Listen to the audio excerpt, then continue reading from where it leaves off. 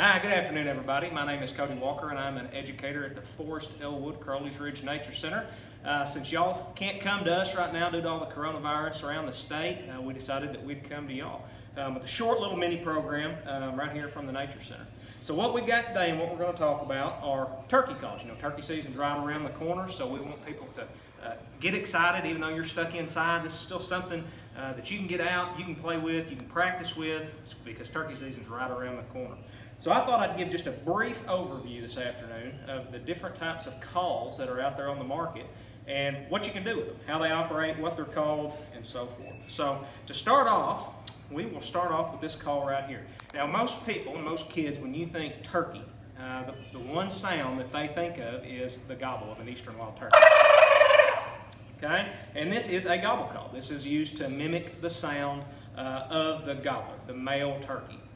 The way this thing works, this is a wind call. It actually has a little piece of latex down inside this tube. And when this shaker part of it actually shakes, it's forcing air over those latex reeds, which gives you the sound of a gobbling turkey. Okay, so really easy call to use and one you can really drive your parents crazy with.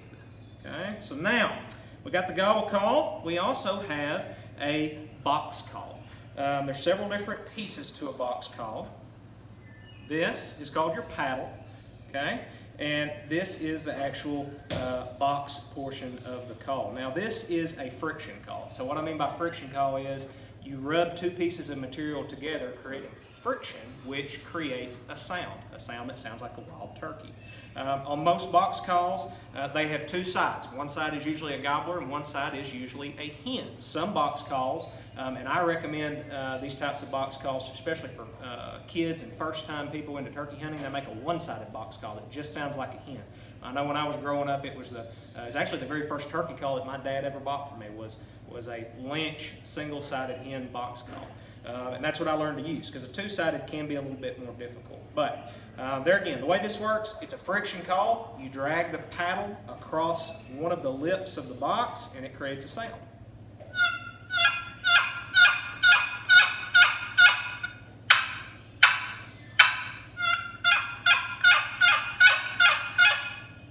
And if you have a two-sided box call, and it's not just one-sided, you can actually gobble on one. Now this one isn't the best one to gobble on, but I'll show you, demonstrate how to do this.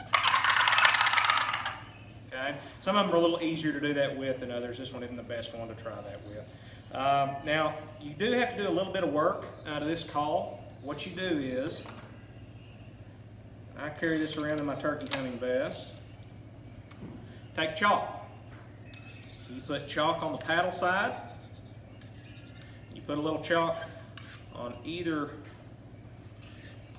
lip of that box.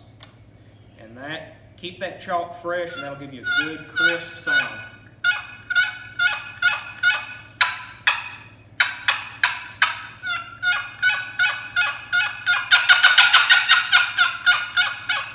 Okay? You can really drive your parents crazy with that one over the next few weeks. So that's our box call.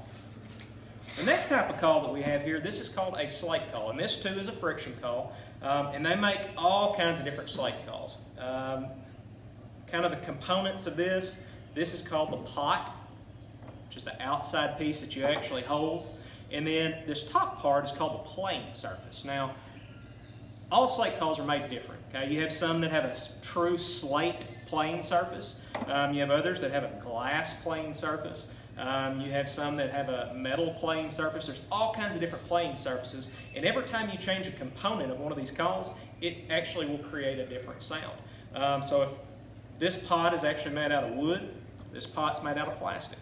This playing surface is made out of slate. This playing surface is made out of glass. So this is your slate call, and this is your striker. There again, this is a friction call. I'm going to drag the striker across the playing surface, which creates friction, which creates a sound. So, we'll try out the glass call here.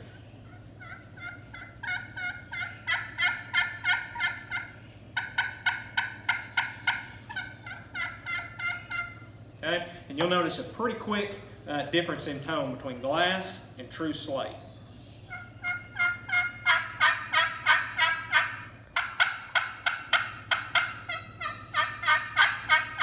And I I'm actually getting that sound to come out like that by drawing half-moon circles on top of the playing surface to make a yelp, and then I'm dragging it very sharply to make putting sounds. So this is as far as what's my favorite turkey call up here, a slate call is my favorite turkey call to use.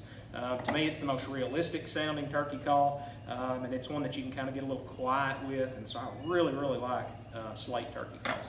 The next type of call that we have is one that is called a diaphragm turkey call. Now, this is probably the hardest turkey call to use out of all this stuff up here.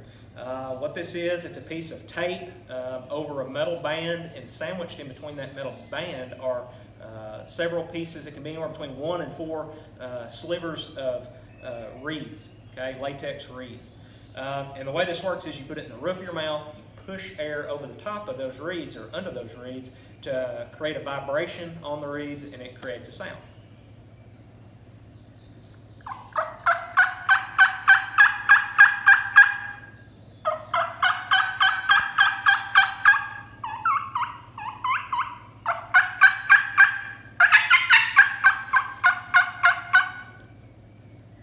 Now that is the hardest one of these to learn how to use, but it can also be one of the most effective if used properly. I don't recommend this one for young kids, but if you're going out turkey hunting and you want to try a different call, something that's a little bit more complex than some of this other stuff, maybe a diaphragm call is for you. So those are the calls that we use to actually call turkeys. There's a few other calls out there that they're not used to call turkeys to you, but they're called locator calls. You blow them to actually get a gobbler to gobble in a shock response to locate where he's at. And there's all kinds of different locator calls out there. They've got coyote locator calls. They've got pileated woodpecker calls like this. Okay. They also have owl calls.